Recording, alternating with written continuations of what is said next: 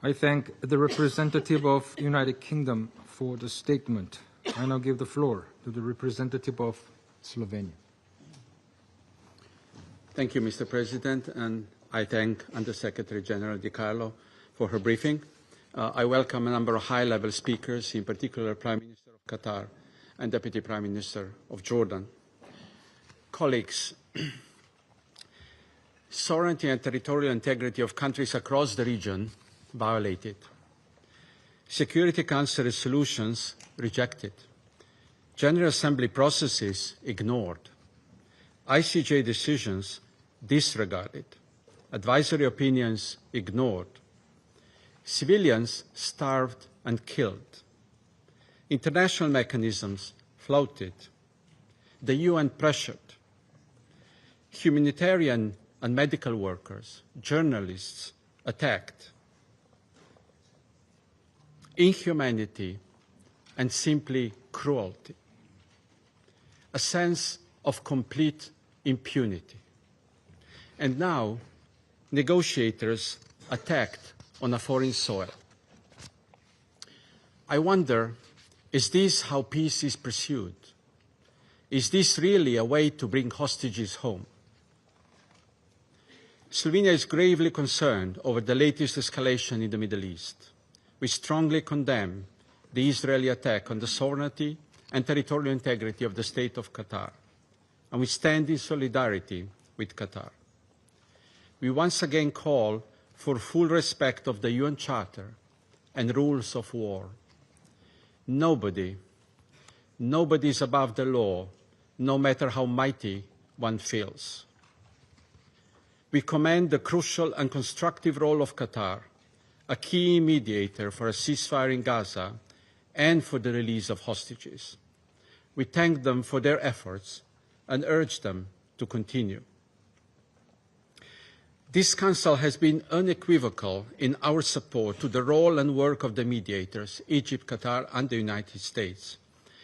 Everyone around this table supports the process of mediation. What more can be said in this Council? How else can we say that all the red lines have been crossed and that enough is really enough? Colleagues, it's not the attempts of the Council members that are preventing solutions. It is allowing this sense of impunity of Israel to continue. That's why country after country are announcing bilateral measures aiming at the Israeli government to reconsider its current policy and to return to respecting international law obligations. They are our response to persistent violations of international humanitarian law, to impunity, and to what we now clearly see, a flawed commitment to negotiations. All these measures are not gestures. They are not performative actions.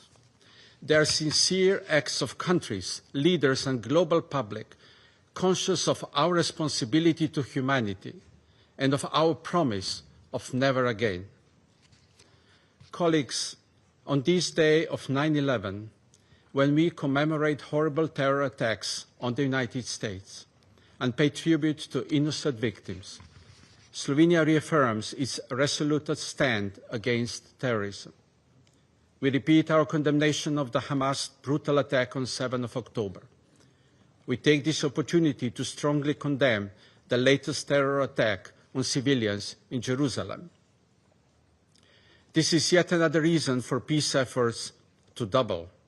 In words of Under-Secretary General Di Carlo, the urgency has never been greater. This war must end, suffering must end.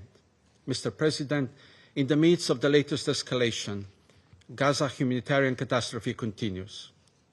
Window of opportunity to prevent famine from spreading across the Strip is closing.